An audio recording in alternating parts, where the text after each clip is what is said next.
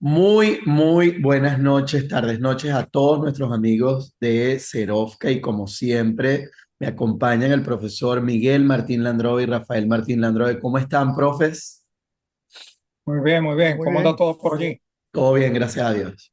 Miren, bueno, han sido semanas súper interesantes en todo lo que tiene que ver con la ciencia y justamente, bueno, venimos de unos días muy interesantes porque hemos visto el tema de los premios Nobel. Justamente acá en este su espacio del Aprendiendo Más, hemos hablado sobre microRN, hemos hablado sobre inteligencia artificial, redes neuronales y justamente los análisis que podemos utilizar de esa inteligencia artificial en los diferentes ámbitos. Y voilà, justamente ha sido el caldo de cultivo de los premios Nobel de este 2024. Así que de verdad que estamos súper contentos porque, bueno, toda la audiencia ha venido viviendo la experiencia de abordar temas muy interesantes que están en toda la palestra pública y en la palestra científica mundial y que a veces, bueno, se desconocen los temas o se desconocen algunos de los factores críticos. Y bueno, para eso estamos, ¿no? Vamos justamente a analizar un poco el premio Nobel de Medicina, luego el de Física y finalmente el de Química. Así que bueno, vamos a comenzar. Bueno, entonces yo voy a compartir un poco la ponencia que tenemos hoy.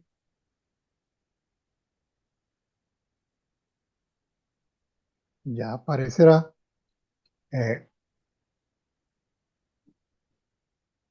Tenemos que esperar un momentito. Ya estamos ahí, ya estamos ahí. Ok, bueno, estamos ahí. Bueno, primero, ya como ha mencionado Omar, hemos tenido unas noticias muy interesantes respecto a los premios Nobel y un poco lo que yo pretendo con estas láminas es mostrar lo fuertemente interrelacionados que se encuentran todos los premios Nobel, no solamente por los temas que hemos tocado nosotros en el programa, sino también de que la ciencia está avanzando ahora en una forma contundente, brazo con brazo, compartiendo mucho de un lado y de otro de la ciencia.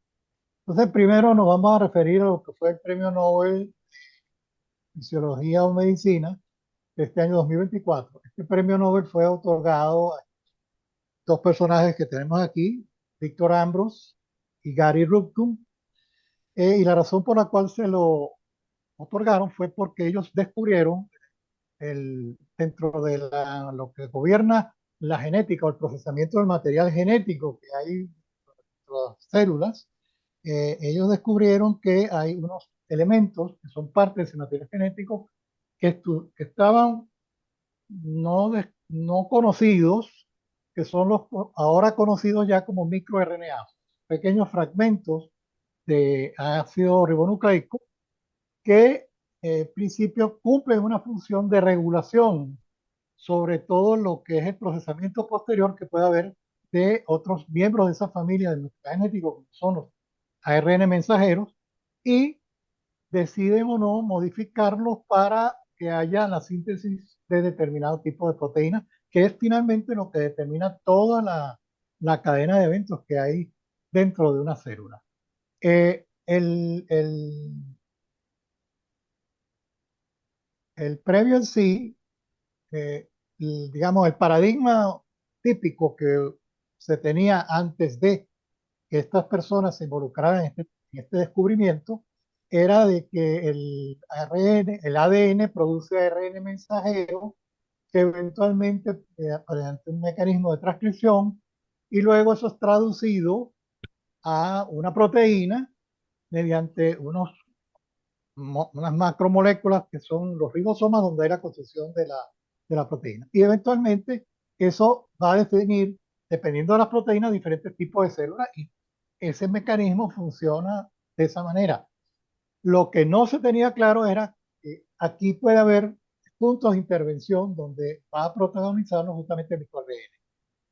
En principio, los estudios provienen de haber estudiado un gusano muy estudiado en ámbitos científicos, que es el C. elegans. La C, no recuerdo, es un nombre bastante largo, pero este gusano, lo que tienen, el genoma está bien determinado, y ellos encontraron que particularmente hay una partes del ADN, o ya en este caso ARN, que están relacionados con mutaciones de ese gusano.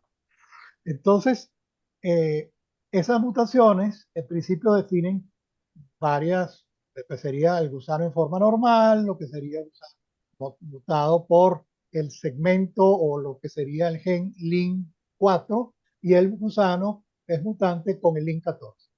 Lo interesante es que ellos descubrieron es que estos segmentos de ADN, o ya viéndolos como ARN, están localizados en la misma cadena, y de alguna forma el segmento que proporciona el Lin4 puede producir un micro ARN que tiene las mismas características o complementarias a lo que podría ser el Lin4 en ADN, y ese segmento es capaz de acercarse a un elemento que tiene un ARN que tiene que ver con el Lin14, y hay una cierta complementariedad que combina con el ARN asociado con el Lin14.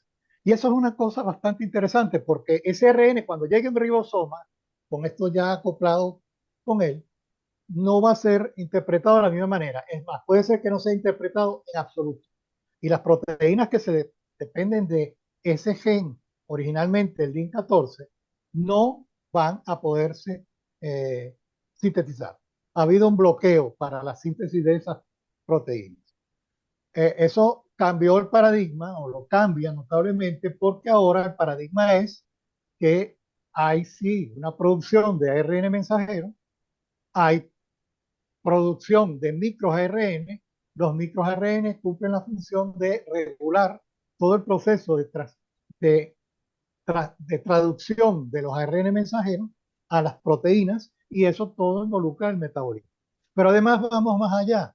No solamente es que esto ocurre en ese gusano en particular, sino que eso se ha comprobado que se ha extendido a cualquier, digamos, por lo menos en el mundo animal, se llega a todos los niveles. Probablemente en el mundo vegetal también sea así, pero los estudios mayormente se han realizado en el mundo animal, y es independiente del tipo de lesión, digamos, del tipo de patología que pueda haber, o independiente de la especie. O sea, es algo que en cada especie en particular regulan de una manera determinada.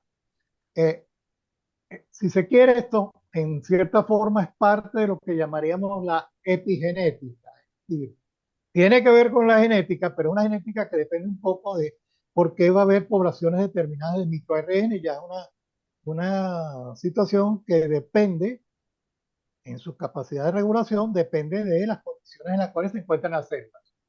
Entonces, una patología puede afectar esas diferentes poblaciones de microRN, y eventualmente se puede entender más los procesos tanto de aparición de enfermedad como variantes genéticas gobernadas por el ambiente, o también la posibilidad de poder atacar enfermedades. El trabajo base eh, que sirvió para comenzar estas investigaciones es el que yo estoy presentando aquí. Estamos hablando de algo que es del año, alrededor del año, por ahí se me está perdiendo la fecha, 1900. Bueno, un trabajo, lamento no haber colocado la fecha de una forma No, no, adecuada. pero yo tengo ahí, en 1993 comenzaron ellos con el... Exacto, Sí, exacto, en fue- 1993. Estos Sí, son los estudios en el C. elegans, y, ok, este es el caso por Ambros, pero ¿qué pasa con Rupum? Bueno, bueno, una cuestión antes de hablar de Rupum. eh, yo esto aquí lo estoy inaugurando hasta cierta forma, que es una manera de evaluar de quién estamos hablando. sí. Y yo invito a los que nos escuchan a una manera que ellos también es- cuando sientan curiosidad de quién es el personaje, acudan a este mismo sistema para actuarlo. Hay una página que proporciona Google, que es la Google Académica o la Google Scholar, que en principio uno puede buscar, bueno, aparte de que uno pudiera afiliarse a la página, si uno está afiliado a la página, puede de alguna manera también buscar, y uno puede buscar qué es lo que ha hecho un investigador, si está, que el investigador ha colocado su información en la página. Debo decir que ahora es muy frecuente que los investigadores coloquen esa información. Y eso, la información que sale irrelevante, más que nada, por un lado, es una gráfica como esta que se muestra aquí. Esto es una gráfica que demuestra las citas que pudo haber tenido la persona que estamos indagando a lo largo del tiempo. Y aquí se ve que, por ejemplo, ¿de qué fecha dijimos que era el primer artículo? 1993. 93, 93. 1993. Aquí, bueno, estas gráficas normalmente se extienden en un rango de tiempo que no abarca toda la vida de la persona, pero Sí, porque uno, hay uno una puede cosa que hay que rodarla. aclarar. No todos los investigadores se dan el trabajo de colocar allí la información. Eso es Sí, Claro. parte del trabajo. eso es cierto, eso es cierto. Esta conducta es relativamente, digamos, reciente. Yo podría casi asegurar que es siglo XXI, más que una conducta de finales del siglo XX.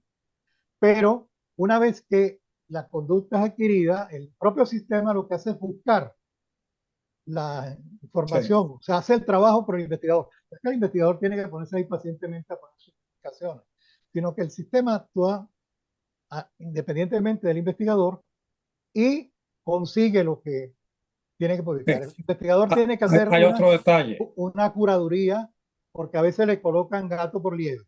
Eso justamente es lo que iba a decir ahora.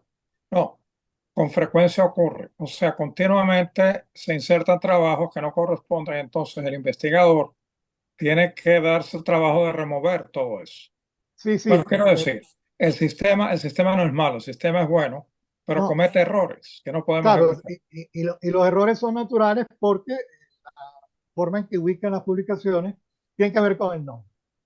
Y hay seres humanos que Sí, tenemos el mismo nombre y apellido. Eh, Eso ocurre. Y entonces eso, de alguna manera, comete los errores por ese lado. Además, particularmente, coloca como citas todo lo que puede conseguir algo tan, eh, diríamos, eh, tan inteligente como puede ser Google, en el sentido de que si la cita es, digamos, en un índice de algo, tal vez lo pone ahí como una cita. Entonces hay cierto trabajo de curaduría de parte del investigador de, si quiere presentar eso como un currículum para llevar, para, digamos, reparar lo que está mal hecho por el sistema. Bueno, lo interesante aquí que quiero destacar en concreto de personajes son varias cosas. Una cosa es el número de citas totales. Estamos hablando de 70.660. Es un número extraordinario. Segunda cosa que aparece aquí es otro número que se llama el índice H. Este índice H lo que refleja es en una persona que tiene una gran cantidad de publicaciones, porque esto vale para investigadores que tienen un cierto número de publicaciones, el índice H viene, si las ordenamos de número de citas mayor a número de citas menor, llega un momento que en ese ordenamiento se llega a una publicación que tiene un número de citas que es igual, en este caso, a 70 o superior a 70. Y la que sigue tiene algo inferior a 71. Entonces, el índice H da una medida de cuántas citas tienen por lo menos, cuántos artículos tienen por lo menos 70 o más citas. Entonces, eso es una medida interesante. Más interesante muchas veces es ver en los artículos cuáles son los que tienen más citas. Y Claro. tengo que hacer un comentario. Si uno se va a esa página y ve lo que fue el artículo que yo acabo de poner en la lámina anterior, ese no es necesariamente el más citado. Eso suele ocurrir. A veces el más citado es alguno que vino después, porque digamos, las citas obedecen al interés que puedan tener los investigadores en referirse a esos artículos en la práctica. Aquí hay una evolución muy interesante porque también tenemos una evolución de las citas que tiene un máximo de todo lo que de todo lo que hace este investigador, que eventualmente eso va a decaer. Pero hay una consistencia de incremento y de citas durante una buena cantidad de años.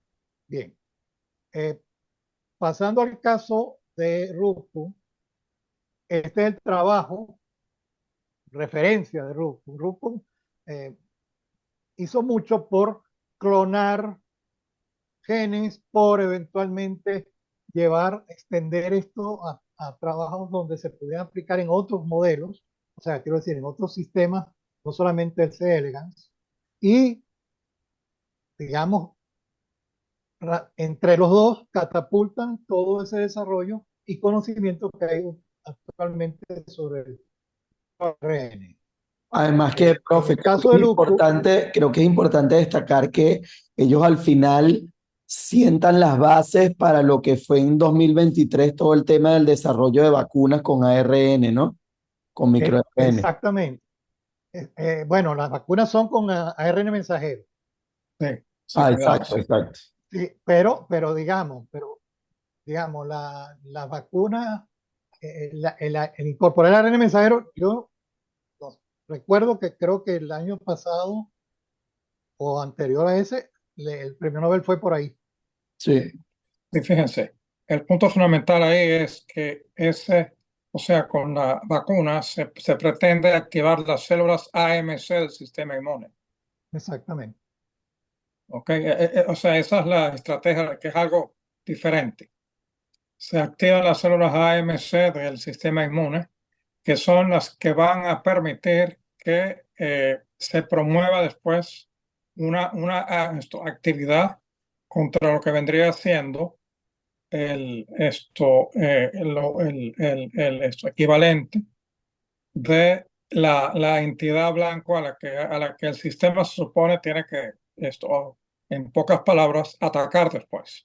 Pero Exactamente. hay un proceso donde se recorta el tiempo para la respuesta, que es fundamental. Eso es lo que se quería lograr. Pero es otra cosa. Sí, y hay una cuestión sobre los microRN, es que la investigación ha ido más que nada en tratar de entender dónde y cómo participan, Sí, pero pero aquí hay un detalle, modelar la regulación. Cuando digo modelar, no me refiero a hacer uso de las matemáticas para modelar la regulación de la acción de los microRN, la regulación que ellos establecen, hacer ese modelaje, está en pañales. sí, Y eso eventualmente hay mucho que avanzar en ese sentido. Claro. sí, sí, espérate. Hay una cosa que no comentaste, a lo mejor es importante que se sepa. Los microRNA se encuentran intracelular y extracelularmente. Sí, Y en el caso particular de colonias de protozoarios, o sea, el papel fundamental que van a tener es el de regular la evolución de la colonia. bueno, y si tú ves un tejido como una, pongo las comillas, colonia, porque hay interacciones entre las células, Sí, básicamente sí, es algo similar. ahí también hacen ese papel.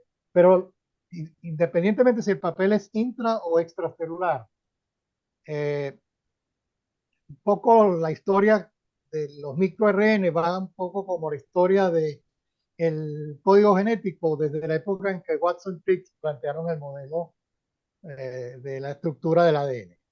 Es decir, se va buscando información y se va observando cuál es cómo intervienen los microRNA en los procesos para tratar de deducir la red, para tratar de deducir lo que está ahí.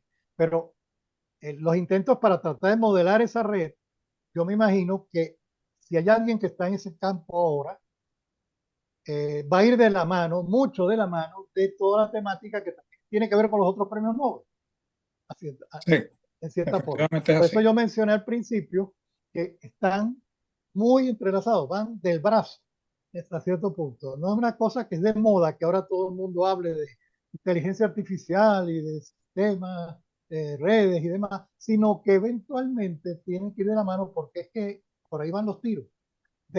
Así son las cosas, por decirlo de alguna otra manera. Bueno, el caso es que si vemos lo que ocurre con Roku, él tiene, bueno, de citas también similar. Muy interesante es que también tiene una evolución de las citas en el tiempo. Aquí, inclusive, nos vamos un poquito más atrás en años, estamos hablando del 97, pero eso no sería extrañarse, porque ellos han colaborado. De hecho, va y viene o sea, muchas de estas citas tienen que ver con esos artículos seminales que son la razón por la cual le han dado, le han otorgado el premio Nobel en esta edición. Bien, bueno, sigo con el siguiente premio Nobel que voy a atacar. Eh, este es el premio Nobel de Física. El premio Nobel de Física se lo otorga a estos dos personajes, uno es John Hopfield y el otro es Geoffrey Hinton. Eh, la razón por la cual se otorga es por el descubrimiento de las bases y los inventos que serían más asociados probablemente a Hinton, que son los que permiten que hoy tengamos la posibilidad de hacer inteligencia artificial en términos de el nivel de machine learning, y eso incluye todo lo que está últimamente en boga en inteligencia artificial, como puede ser deep learning, transformers, redes con atención, sistemas de gran lenguaje o large language, modelos de gran lenguaje o large language models.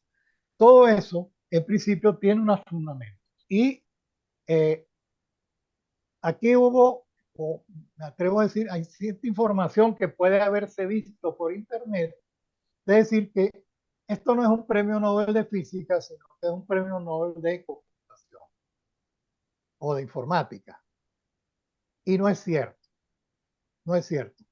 Eh, en ambos casos, estas personas pertenecen o han pertenecido al área de física, mayormente Hopfield. Hopfield tiene toda una trayectoria como físico antes de interesarse en tratar de producir sistemas más complejos basados en inspiración en la naturaleza, modelar una neurona, modelar lo que sería un proceso de aprendizaje y descubrir propiedades emergentes. A los físicos nos interesa desde hace muchísimo tiempo trabajar con sistemas complejos y de alguna manera extraer propiedades emergentes de ellos que nos sorprendan. Por ejemplo, una transición de fase, por ejemplo, una organización particular que siga el sistema que uno no esperaría. Entre otras cosas, y vamos al caso, y no está muy despegado de lo anterior, la vida misma de los seres vivos. Es de interés a los científicos, a los físicos, el poder entender lo que es la vida. Es decir, cómo es que un objeto que en principio reduce constantemente su entropía a costa de aumentar la entropía del ambiente, es capaz de existir y además de una forma tan organizada como lo demuestra todo lo que hemos hablado antes sobre la genética, los microARN, los ARN mensajeros y eventualmente el ADN. O sea, toda esa complejidad que está allí, eventualmente a los científicos siempre les ha interesado entenderla. Y parte de esa complejidad tiene que ver con cómo pensamos, por qué nosotros tenemos un cerebro, cómo entendemos los procesos que nos hacen a nosotros a recordar cosas o poder tener conciencia inclusive. Entonces, eso, este es un premio Nobel de Física, tan válido como uno que se puede hacer en relación a la existencia de huecos negros, que eventualmente se lo dieron eventualmente a otros físicos en su momento. Profe, pero mire, lo hablábamos un poquito fuera del aire con el profesor Rafael en su momento, y es que obviamente, a ver, la ciencia siempre ha estado interconectada, ¿no? O sea, somos Sí, nosotros los que hemos segmentado la ciencia correcto. y quienes hemos dicho, no, hasta aquí es fisiología y de aquí para acá es anatomía y de aquí para acá es física, pero realmente si yo analizo el corazón, el corazón tiene física, química, biología, o sea, obviamente están todas las ciencias van interconectadas, ¿no? Entonces, ojo, un poco con esto es el llamado de atención a que entendamos que si hablamos de radiobiología, por supuesto que está inmersa la física, la química, la biología, la medicina, el ámbito fisiológico, qué ocurre, o sea, hay muchas disciplinas. Y yo creo que más que, porque obviamente, como usted lo decía al principio, el profesor Miguel comentaba el tema de que, bueno, sí, han habido algunos detractores siempre de los premios Nobel, por qué no se lo dieron a esto y sí a este? ¿Y por qué? Y en esta ocasión suena mucho el tema de por qué dan uno de física, algo que pareciera muy de computación y poco de física. Pero es que Bueno, realmente, y aquí es a donde voy, cada vez más estamos trabajando en equipos multidisciplinarios. Cada vez más la computación, la inteligencia artificial están más metidas en el apoyo, en la toma de decisiones, en la evaluación de patrones, en la verificación, y obviamente eso obliga a que tengamos un premio Nobel como este. Ahí el profesor Rafael tenía algo más que argumentar. Entonces, yo quería añadir lo siguiente, particularmente en el caso de estos señores. Los modelos de los cuales partieron son modelos utilizados en física. Física, Ellos sí. atacaron su problema en física y trabajaron con modelos que sirvieron de base para construir esto después. Así ujú, es. De hecho, el punto de partida fundamental para que ningún físico que esté escuchando pueda dudarlo es el de trabajar con modelos de sistemas de spin. Entonces, exactamente. o sea, el punto de partida, el modelo fundamental de partida es un modelo, son modelos físicos que luego ellos encontraron tenían aplicación en otras áreas y para otros problemas. Sí. Un poco lo que esta gente hizo, estas personas hicieron, sobre todo el caso de Hopfield es más relevante a esto, es que hay un sistema real, digamos así, un sistema de neuronas, que eventualmente tienen conexiones entre ellas, que pueden ser fuertes o débiles, a través de la sinapsis, y ellas, dependiendo de cómo esas conexiones le han llegado información a través de esas conexiones, la neurona se activa o no se activa. Claro. Voy a lo que mencionó Rafael del sistema de spins. El sistema de spins es más utilizado que hay en este mundo, y todos los físicos que me escuchen a lo mejor me darán la razón, es el sistema de spin que tiene dos estados. Spin para arriba, spin para abajo, Así. básicamente. Ese es el modelo canónico que trabajan todos los físicos. Y, y esto es neurona activa, neurona no activa. Entonces, simplemente se establece un modelo matemático que representa o, digamos, le da parámetros para poder hacer lo que naturalmente se conoce que ocurre y trata de emularlo. Claro, con una sola neurona no tiene mucho sentido, entonces hay que conectar varias neuronas modeladas todas de la misma manera y de ahí empiezan a aparecer propiedades interesantes. Y una de las propiedades interesantes es que empieza a aparecer lo que sería algo así como una especie de paisaje, sí, digamos paisaje que tiene colinas, valles, etcétera, donde finalmente el sistema se decanta por llegar a una situación de menos energía.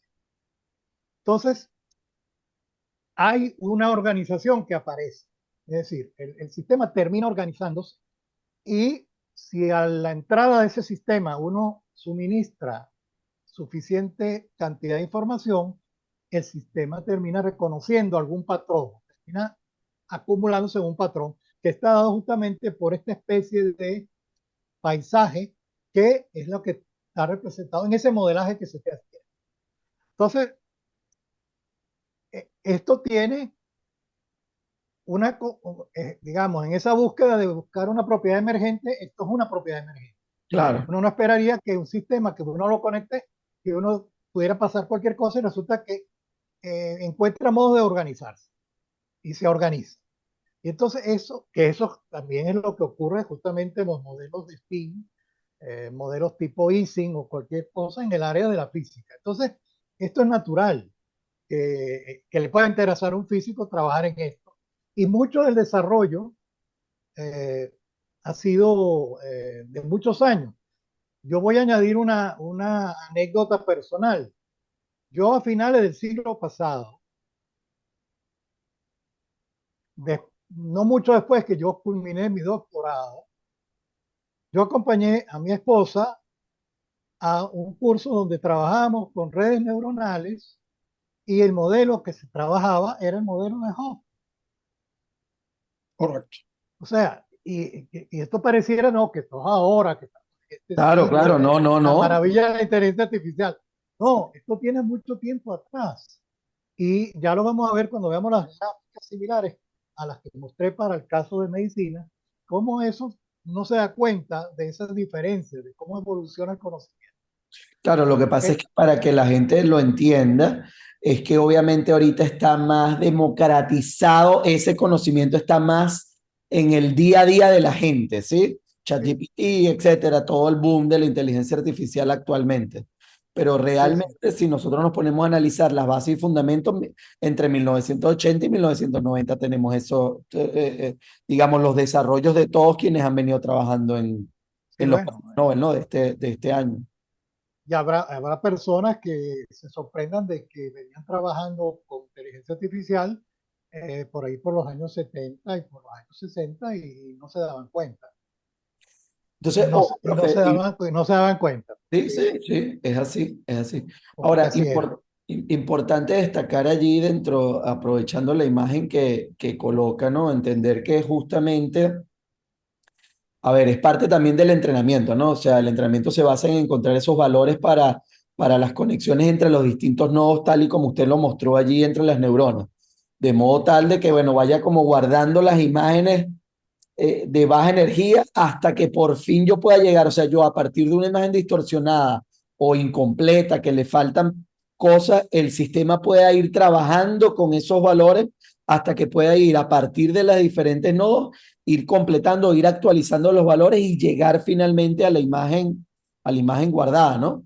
Exactamente, y a eso voy con la siguiente lámina. En principio, este es el trabajo, uno de los trabajos seminales de Hoffman, donde prácticamente plantea eso. Y entonces, él incluye dentro de su modelo de neurona una potencial de activación que tiene unas características como esta que están aquí. Es decir, a la neurona en cuestión le llegan unas conexiones. Esas conexiones le aportan una sumatoria que se evalúa como un potencial de entrada a esa neurona que le va a permitir que se active si está para esta región o no se active. No es suficiente para activar o suficiente para activar. Ok, uno dice, ya eso fue lo que pasó y ya eso da algo. Está bien, pero eso es capaz de aprender, no necesariamente, Exactamente. porque las conexiones tienen un valor de entrada, uno le da un valor inicial. Ese valor, esa conectividad o ese valor que la fuerza, la lámina anterior teníamos la, la conexión fuerte y las débiles. Entonces lo que dice que es más fuerte y más débil es la magnitud. Esa magnitud inicialmente tiene un valor que a lo mejor le ponemos el mismo para todas las conexiones, pero eso se tiene que ir modificándose. La red progresa. Entonces tiene que haber un mecanismo para que eso sea así. Y, y ese mecanismo tiene que ver con la salida de la red y cómo esa información, error de la salida de la red, se retropropaga en sentido contrario para garantizar modificar todas esas conexiones. Y ahí es donde no solamente interviene Hoffman, también interviene Heinz. Y eso es, digamos, la parte importante, porque una vez que uno piensa en una red neuronal, ya ya un poco más avanzados que este primer trabajo, en el cual hay varias neuronas conectadas, están dispuestas en capas, hay un determinado número de conexiones, unos pesos que son los que determinan la magnitud de esas conexiones, y se va finalmente a usar eso para que eso sirva para pronosticar algo, eh, aprender algo. Eventualmente tiene que tener un modelo de cómo retropropagar la información para que esa red finalmente dé respuestas frente a la misma entrada, dé respuestas correctas a esas preguntas que se ponen en el entrada. Entonces, esa evolución es algo que es lo que ha permitido mucho de lo que ahora nosotros estamos manejando casi cotidianamente en el área de inteligencia artificial. Voy a ver las mismas gráficas de antes para el caso de Hochschild. Notaremos algo de, ya de diferencia con lo anterior. Hochschild no tiene un debut en el sentido de, bueno, aquí lo empezaron a citar de repente mucho porque venía que no lo citaban para nada. Estoy, por supuesto, exagerando. Y no, este señor lo han venido citando más o menos de la misma manera todo el tiempo, porque este señor ha producido cosas muy interesantes todo el tiempo. Y estoy seguro que quienes lo citan no son necesariamente personas del área de informática, probablemente son eh, mucha gente del área de la física y mucha gente de la que trabaja en sistemas complejos, que es parte de los sistemas complejos, como un área de interés general que podemos tener en la física. Notamos también que él tiene un número extraordinariamente grande de citas, porque también tiene más tiempo. El señor es un señor bastante mayor. Y también tiene un índice H bastante notablemente más grande que en el caso que vimos anteriormente. Vamos a ponerlo de alguna manera. Este premio Nobel es un premio Nobel que había que estarlo pensando de antes, ¿eh? Yo, o por lo menos yo lo interpreto así. Es una persona que ha tenido una productividad muy buena en un territorio de extraordinario interés tanto para la física como para el resto del mundo, que eventualmente quizás se lo debían haber dado antes. Tengo que decir que, por ejemplo, el premio Nobel que le dieron a Penrose por los huecos negros también fue dado tarde y el que le quisieron darle a Higgs, pues también pues tardío, porque eventualmente proponían cosas hace mucho tiempo, pero es que es cuando las cosas se le ve que tienen importancia. A este señor le dan el premio Nobel porque ya cayeron en cuenta de que su contribución fue muy relevante porque prácticamente todo lo que manejamos en el planeta hoy en día tiene que ver con las cosas hechas, entre otras, por este señor y por el que lo acompaña en el premio Nobel. Este es el caso de Jaime. Él introduce, perdón, de Hinton, él introduce el tema de la retropropagación, básicamente, y lo va dándole fuerza en el sentido de plantear modelos. Avanza mucho en eso. Y si vemos el historial de él en la misma perspectiva, hay que ver una cosa primero importante. Bárbaro. La barbaridad de citas. Claro, Ojo, pues también hay que entender que Hinton fue una pieza pública muy importante, ¿no? Es decir, él exacto, estuvo como vicepresidente de Google, le han dado bueno, un montón de premios, el Banco Provincial, el BBVA Provincial, le dieron el premio de Turín, claro. pero, uf, o sea, obviamente Eh, eh, Hinton, valga lo que estoy colocando para darle fuerza a lo que estás diciendo. así es. Exactamente. O sea, si uno en la ciencia, si uno la pega con algo muy interesante, pues va a tener cosas como esta, evoluciones como esta. Nadie te sabía de ti prácticamente hasta el año 2001 y de repente hay una catapulta Sí, sí, sí, pesquisa increíble. porque, vamos a decirlo de todas las maneras, sales mucho en los medios, eres presidente o directivo de una empresa o lo que haces es algo que la pegaste porque es algo sumamente interesante y entonces la gente empieza a meterse en ese mundo. aquí hay un merecimiento para el premio Nobel. Claro, claro. La acción de este señor ha sido muy buena para que hoy en día estemos tan rodeados de todas las cosas que se pueden hacer con esta información básica que podría ser provista por el modelo de Hopkins. Es decir, si este señor no participa, a lo mejor no sería tan popular, no Sí, sería mano de todas las personas. Yo de nuevo a nuestra audiencia le digo, miren, meterse a ver estas cosas es muy interesante porque uno puede ver entre telones que normalmente la gente no los discute, pero ahí hay mucha información que hasta está en forma numérica. No solamente es el hecho de que tiene un número enorme, sino que su índice H es enorme. Sí, esto significa que prácticamente es, yo no sé cuántas ocurren en cada día.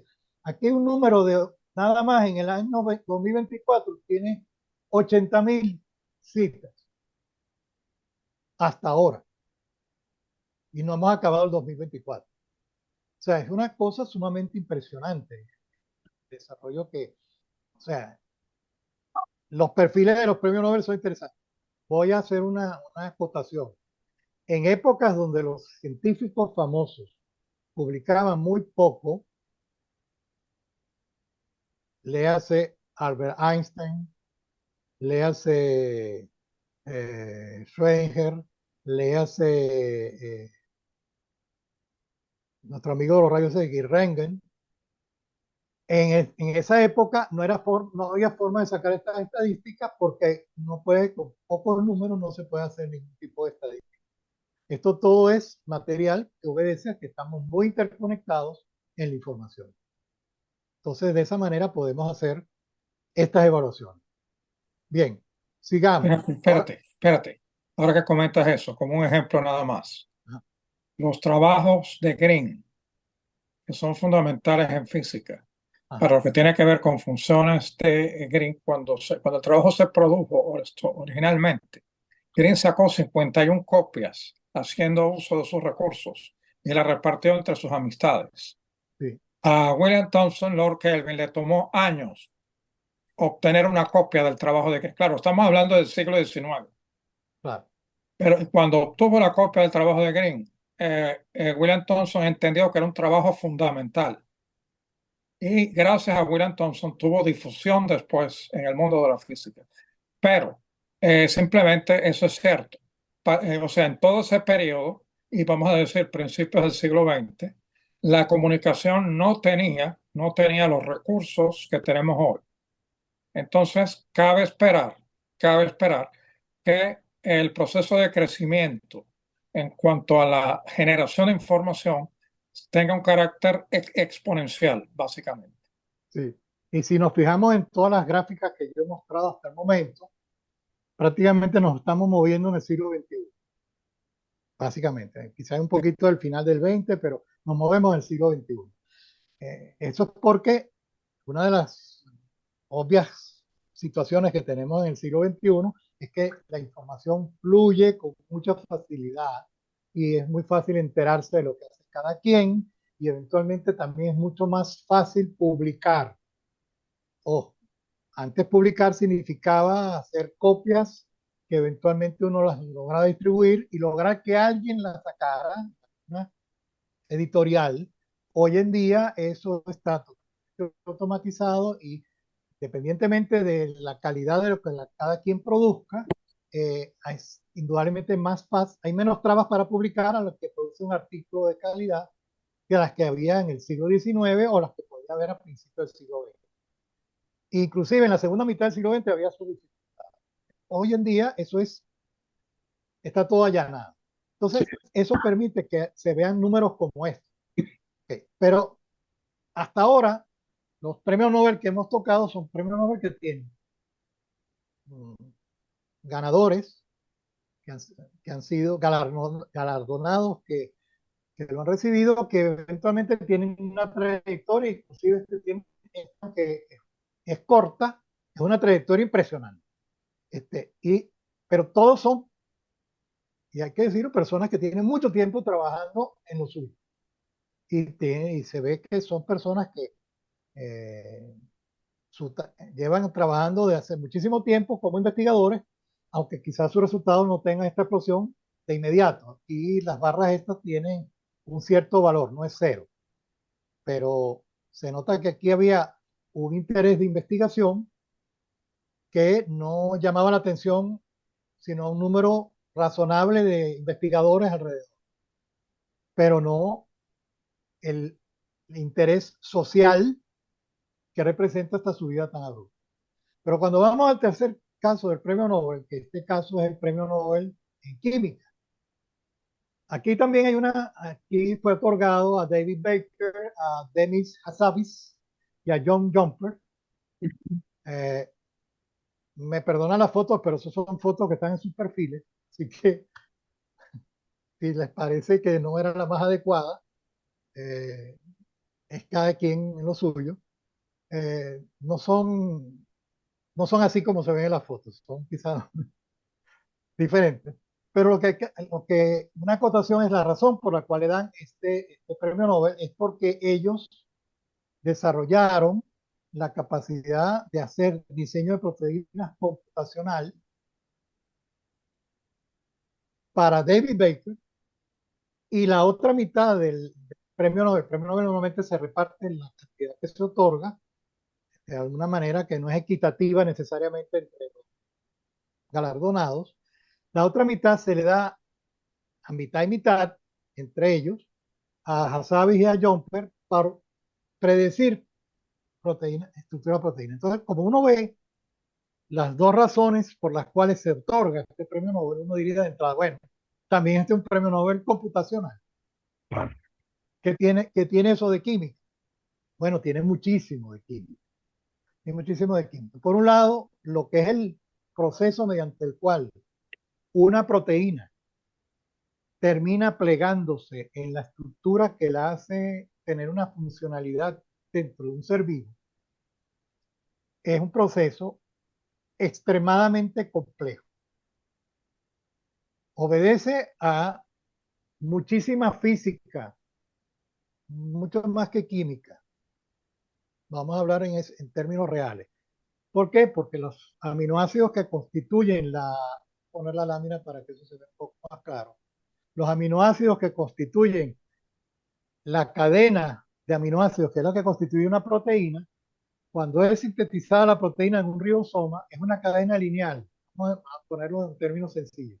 Es, los aminoácidos las proteínas no se construyen en ramificaciones sino un aminoácido detrás de otro, conectados por lo que se conoce el grupo amino.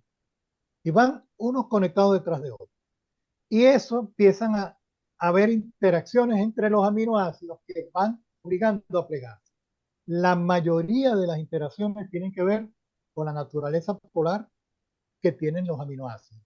Los aminoácidos en su estructura como moléculas tienen un componente que se le dan a veces el nombre de residuo, que es lo que le da las propiedades, en este caso, si es polar o no, y eso hace que haya atracciones o repulsiones entre los aminoácidos. Pero además, la proteína está metida en un medio, está flotando, está disuelta en agua.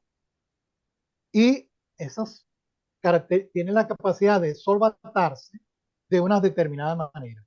Entonces hay partes de la proteína que son hidrofílicas y partes que son hidrofóbicas.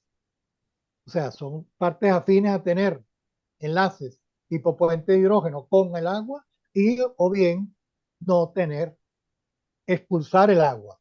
Y todo eso determina la forma que va a tener. O sea, el modelo es que va de una situación de algo completamente lineal, hecho nada más con 22 aminoácidos,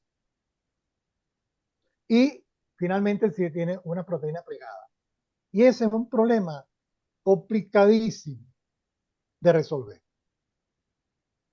Computacionalmente, uno pudiera hacer toda una cantidad de ensayos, muchos del procedimiento para poder elaborar, valorar la estructura terciaria que puede tener la proteína, que es esa estructura plegada, supone hacer un montón de cálculos o de mediciones utilizando elementos de cristalografía, X.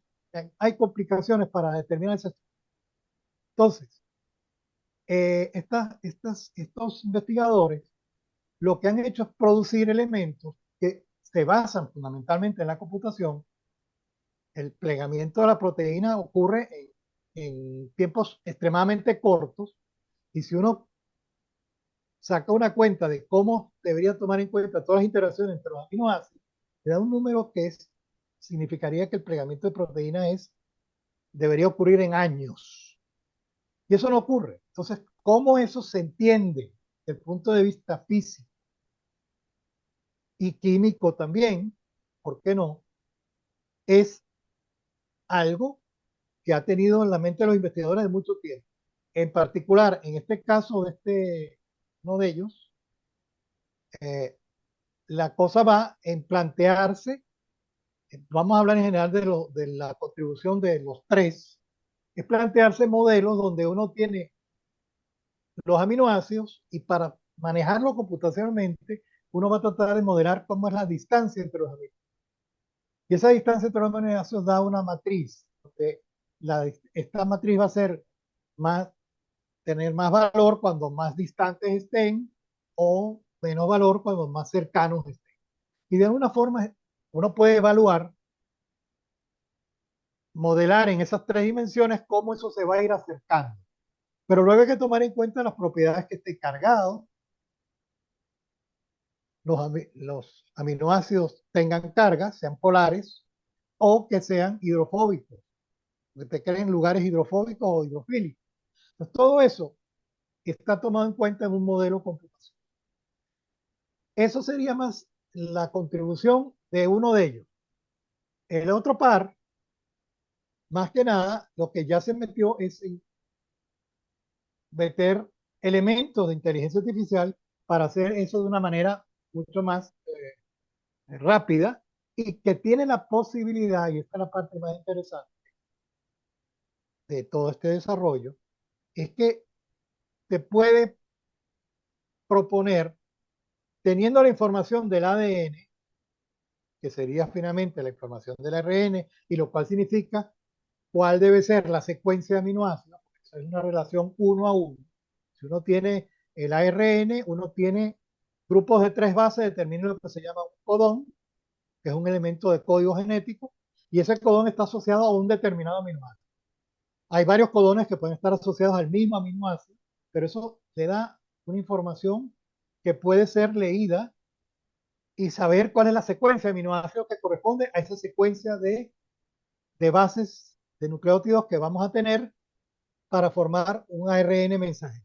Ahora, profe, lo interesante de esto es que más allá de haber codificado, analizado las proteínas, es que lo que logró Baker justamente a partir del 2003 fue crear o generar, o sea, diseñar nuevas proteínas, que Exactamente, es porque el batacazo, obviamente, para obtener el premio Nobel. O sea, lo que te está diciendo es ahora, puedo usar una nueva proteína para fármaco, vacuna, nanomateriales, sensores. O sea, ahorita el mundo se abre completamente, porque ahora ni siquiera es que nos tenemos que conformar con lo que ya existe, sino que ahora vamos exacta, a construir lo que necesitamos. exactamente, digamos, a darle el mérito a los tres. O sea, Claro, claro, Baker es el que puede haber dado las bases. claro, Eso claro, claro. es así. Pero, en principio, el trabajo de nosotros dos actualmente es lo que ha permitido que uno pueda diseñar proteínas a gusto. Es decir, ya sabemos, porque inclusive lo hemos tocado en otro programa, que se puede hacer ADN sintético. Sí. Es decir, yo digo, bueno, yo quiero uno que tenga estas bases en este orden, etcétera, lo mando a fabricar y se fabrica. Eso no, eso es tecnología que se maneja. Ah, pero yo quiero saber si ese ARN sintético me conduce a una proteína que sirva para algo.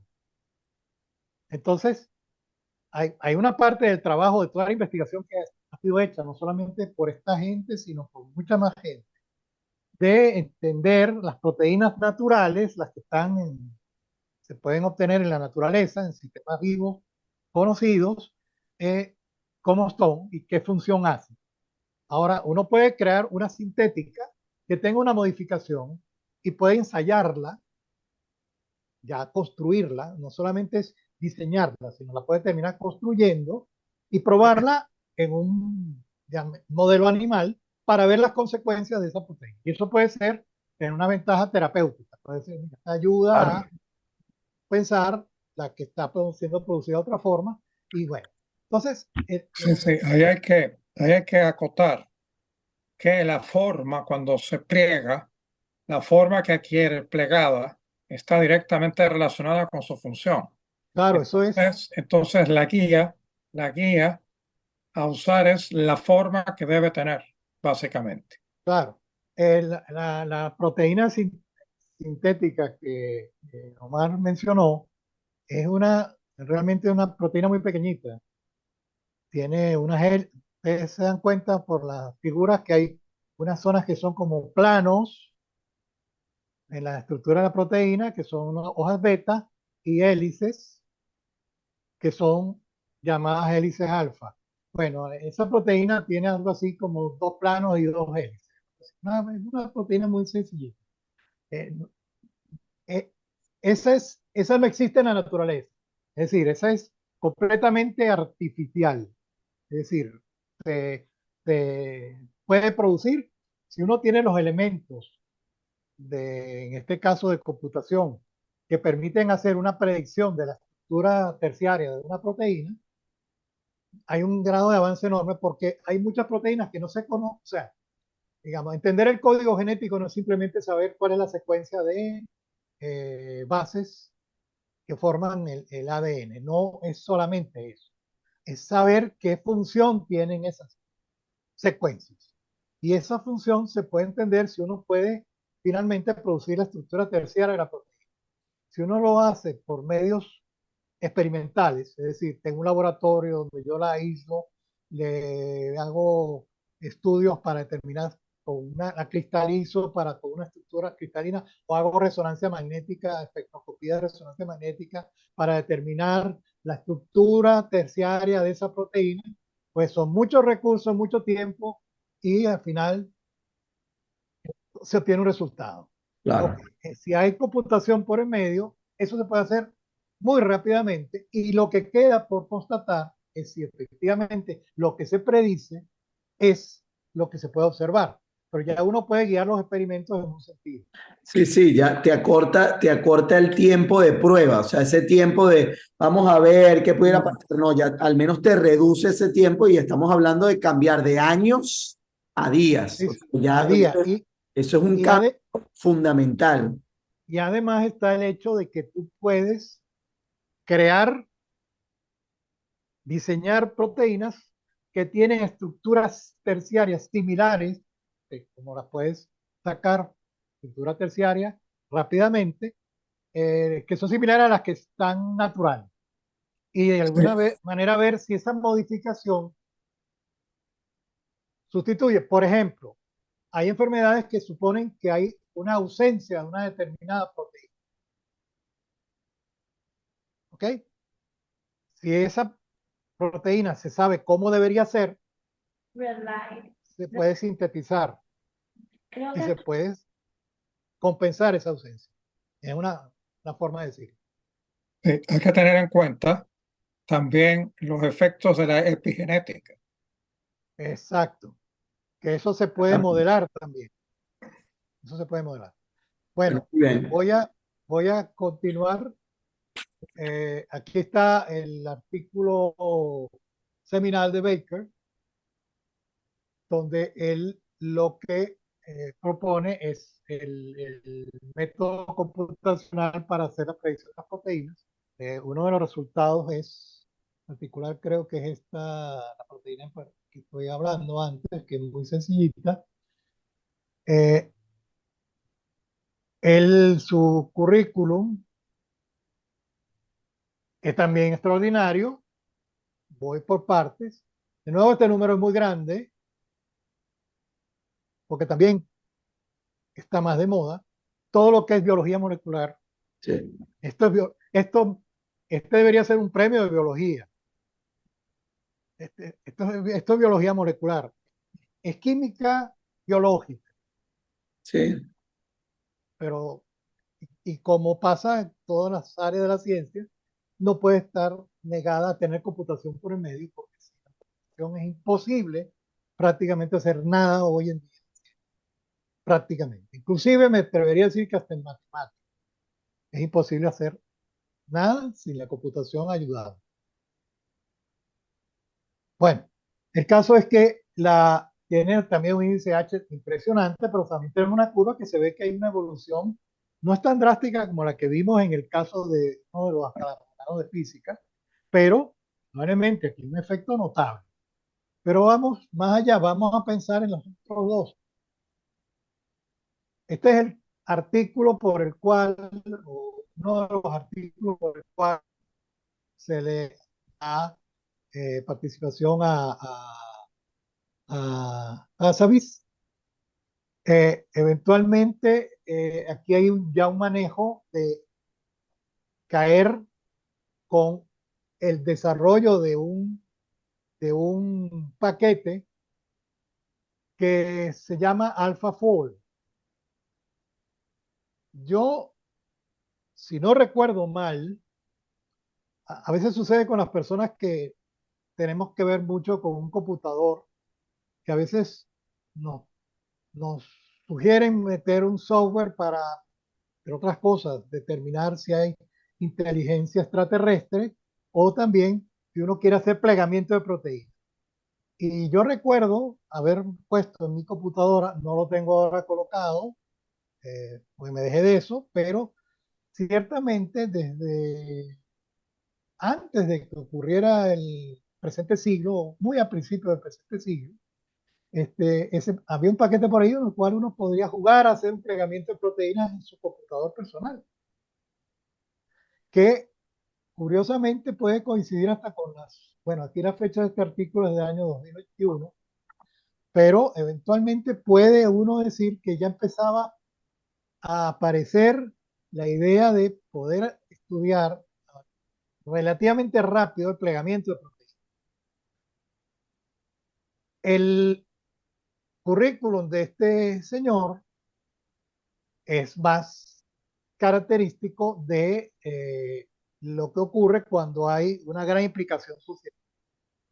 Este investigador, junto con el otro galardonado, son parte de una empresa, son fundadores de una empresa, que son los que producen el AlphaFold. Y es un desarrollo que ha permitido extender el uso de las técnicas de plegamiento de proteínas a más gente que Claro, está pero es usando que ahora. creo que con esa empresa es una cosa así como 200 millones de proteínas o Sí, sea, ellos predijeron la estructura de casi 200 millones de proteínas, o sea, sí, o es sea, algo impresionante. prácticamente es algo de que tú dime qué ADN tienes en la mano o qué ARN tienes en la mano. Yo te digo, al cabo de un tiempo corto, relativamente, te digo, mira, esa es la estructura que vas a tener. Juega con ella. Juega a que cambiaste una base, cambiaste un codón por otro, que significa cambiar algún aminoácido, a ver qué pasa. Y todo eso lo puedes hacer en tiempo relativamente breve. Yo había visto una entrevista en donde él comentaba el tema de que ahora con esto él podía, por ejemplo, analizar mejor la resistencia a los antibióticos o crear imágenes, por ejemplo, de enzimas que puedan descomponer el plástico. O sea, ahora viene todo un mundo, ¿no? O sea, no solamente desde el punto de vista de la ciencia, sino de las aplicaciones prácticas a la vida cotidiana o a buscar de resolver los problemas dentro de nuestra vida cotidiana. Y Es que ojo, como les digo, eso puede ser o sea, si utilizan esto mismo, por ejemplo, en los tartígrados y ver el tema de la resistencia a radiación y tal, bueno, por ahí también puede, o sea, ahorita viene un mundo de apertura.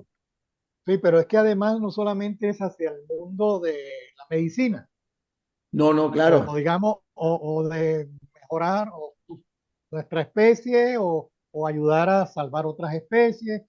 No, es que se está hablando de que tú puedes sintetizar materiales, proteínas, que tengan usos ex vitro, Sí, fuera de un ser vivo. así es. Hacer tejidos, hacer materiales de- que pueden ser usados en lo cotidiano. Eso se está pensando, porque uno puede diseñar la proteína, o sea, uno puede confeccionar la proteína que se le ocurra. No tiene que ser algo que está en el mundo de lo natural. O sea, el mismo software, el mismo AlphaFold, da un resultado de algo natural, algo que puede servir para hacer terapia o mejorar la condición de un individuo, pero también sirve para hacer tipo de tela que pueda ser biodegradable Sí, sí, o sí, un sí. tipo de empaque que con el tiempo pueda ser biodegradable. Empacaste las cosas, te duró un tiempo, porque la proteína tiene unas ciertas características. Hay, hay, hay proteínas extraordinariamente resistentes, ¿entiendes? Vamos, el colágeno, por ejemplo. O sea, no es que uno piense que las proteínas son unas moleculitas ahí que uno las asusta y se desintegran. No, hay cosas que pueden ser utilizadas para hacer materiales. Y eventualmente eso es un área también que está saliendo. O sea, que esto abre muchísimas puertas. Claro, eso ya sería más ajustado a lo que sería el mundo de la química. Porque el mundo de la química, si queremos repartirnos el mundo de alguna manera, el mundo de la química toca manejar también, diseñar materiales y procesos que uno le pueda interesar. Es más, se pueden hasta crear proteínas para que hagan un proceso que permita la síntesis de algún tipo de sustancia. Por ejemplo, se podrían hacer proteínas que de alguna manera interactuaran con hidrocarburos de una forma diferente y ayudaran a lo mejor variar su viscosidad. Qué sé yo, estoy elucubrando. Es, es simplemente el tener, ya que sabemos que la plantilla es el código genético, ya sabemos que la plantilla, y ahora eso está completamente abierto. Y una de las líneas que también está abierta es la posibilidad de crear vida artificial. Es decir, si uno sabe qué proteínas son necesarias para crear un Claro. ser vivo, puede decir, vamos a crear uno que sea, que se mantenga, se sostenga solo. Ese es Claro, ahora vienen por eso, ahora vienen los temas éticos, ¿no? Ahí viene, ojo, estamos ya cerrando, muchachos, amigos y amigas, aquí Aprendiendo Más, ya en aras del tiempo, pero ahora viene ahora todo un tema que es muy, muy complejo, ¿no? Y es el tema ético, moral, ajá, hasta qué punto se utiliza, hasta qué momento lo cambian. Ahora viene todo un tema interesante de discusión mundial. bueno, ya para ir cerrando, el caso de este señor, que se me fue el nombre, que Jumper, el caso de Jumper es ya más el terreno de la información. Y Sí. aquí es deep learning, toda la capacidad de redes neuronales profundas, todo como debe ser para poder establecer hacer este reconocimiento de patrones más rápido. Por cierto, esta proteína que está aquí no necesariamente es una proteína que existe. Esta es una cosa que se puede derivar de ese programa. Y si vemos este es el que tiene el boom más grande, considerando que desde el 2020 lo conoce. Sí. O sea, este es como diríamos, un rockstar. Este es No. alguien que sacó una melodía interesante, bueno, en combinación con su grupo de rock, incluía al anterior, y de alguna forma todo el mundo quiere saber lo que esta gente hace porque realmente esto tiene muchísimas aplicaciones. Entonces ahora sí, con esto yo quedamos a terminar la discusión. Bueno, miren, yo creo que, bueno, hemos sentado las bases, pero súper, súper interesantes para que en nuestro próximo encuentro, el profesor Rafael entonces pueda abordar el tema del micro RN, ¿no? Sí, sí, claro, por supuesto. Yo creería que, bueno, miren, hemos analizado ahora sí, punto a punto, todo lo relativo a estos premios Nobel del 2024. Y yo creo que, bueno, que han marcado un antes y un después. Lo vamos a ver en los próximos años. ¿Sí? ¿Qué quedará para el 25? No sé, qué sacarán. Y papá. Pueden ir haciendo la quiniela, pueden ir Así haciendo es, la así es. quiniela para Ahora va a empezar qué la va a ser quiniela el de los premio premios Nobel del Nobel. 25, porque ya los agotaron. Estoy No, hablando en forma exagerada. Ya los agotaron. No, ahora es que viene la buena. Bueno, Bueno, Miren, muchísimas gracias, amigos y amigas de Serovka, de este su espacio Aprendiendo Más. Sepan que, por supuesto, pueden compartir con nosotros sus análisis, sus investigaciones, sus trabajos de investigación. Y, por supuesto, bueno, siéntanse a gusto aquí, siempre de poder compartir acá, bien sea a través de nuestras redes sociales o a través de nuestro correo electrónico. Muchísimas, muchísimas gracias y, bueno, nos vemos la próxima semana. Hasta luego, profesores Miguel, Rafael Martín. Fuerte abrazo. Hasta Hasta la próxima. luego. Buenas noches. Buenas noches.